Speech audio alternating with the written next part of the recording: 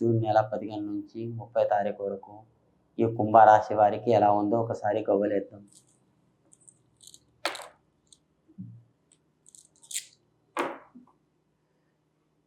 మూడు బోల్తా పడ్డాయి, 2 చిత్తా పడ్డాయండి.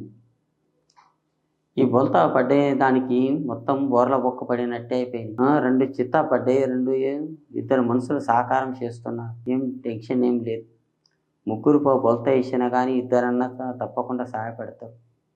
కానీ ఊరు అంత పేద కాదు, ఎవరైనా ఒకరు హెల్ప్ చేస్తారు, తప్పకుండా సహాయపడతారు.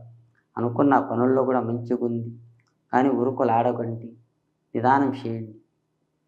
అనుకున్న పనులు కానీ, జాబులో కానీ, ఉద్యోగంలో కానీ, కారోబార్లో కానీ, ఎక్కడ పోయినా కానీ మంచి గడియలు ఉంది. నాలుక మంచిగా ఉంటే ఊరు మొత్తం మంచిగా ఉన్నట్టు అవుతుంది. మీ జవాన్ నుంచి నాలుక నుంచి మంచిగా మాట్లాడండి. అన్నకి అన్న మాట్లాడండి, తమ్మికి తమ్మి మాట్లాడండి. మీరు చాలా బాగుపడతారు. మీ అనుకున్న పనులు కూడా బాగా జరుగుతాయి. మీ కోరిన ప్రశ్న కూడా మంచిగా జరుగుతుంది.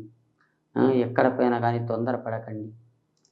నాగభూషణం అన్నట్టు ఆలోచన ఏకాటంలో కానీ ఎక్కడ పోయినా కానీ మీకు జయం జరుగుతుంది. చాలామంది అనుకుంటారు, వీడు బాగా తింటుండు, బాగానే బతుకుతుండు, బాగానే ఉన్నారు కదా అనుకుంటారు.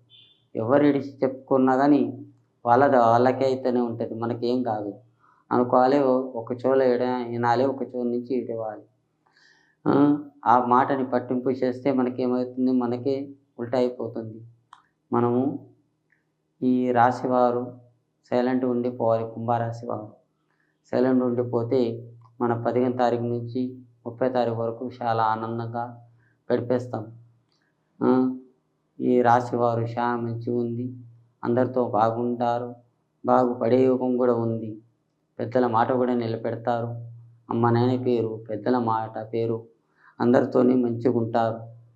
ఈ సమయం ఇప్పుడు మంచి గడియలు నడుస్తున్నాయి. ఈ 15 తారీఖు నుంచి మంచి గడియలు నడుస్తాయి. ఆ భగవంతుని దయ వల్ల మంచిగా ఉంది. ఏం టెన్షన్ తీసుకోకండి. మీరు ఒకరి అవసరానికి మీరు వెళ్తారు, కానీ మీ అవసరానికి ఎవరు రాడు. మీరు ఒకరికి 10 రూపాయలు హెల్ప్ చేస్తారు, కానీ మీకు ఎవరు చేసేవాళ్ళు ఎవరు లేరు. ఈ సమయం ఇప్పుడన్నా మంచిగా ఉంది, కానీ చెడు ఏం లేదు. ఆ సమయం వచ్చే వరకు కొన్ని నిదానం పడండి. మీకు అనుకున్న పనులు అనుగుణంగా ఉంది. కానీ వినాయకునికి మాత్రం ఫస్ట్ పూజ వినాయకునికి చేయండి. మీ అనుకున్న పనులు మీకు బాగా జరుగుతుంది. ఆ భగవంతుడు మీకు తప్పకుండా కాపాడుతాడు.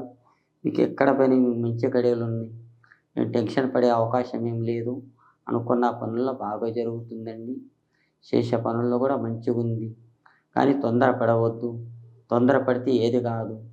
అష్టమ దరిద్ర రేఖ అనేది మొత్తం వెళ్ళిపోతాయి. మీ నెత్తి మీద ఉన్న దరిద్రం తొలగిపోతాయండి. జై శ్రీరామ్.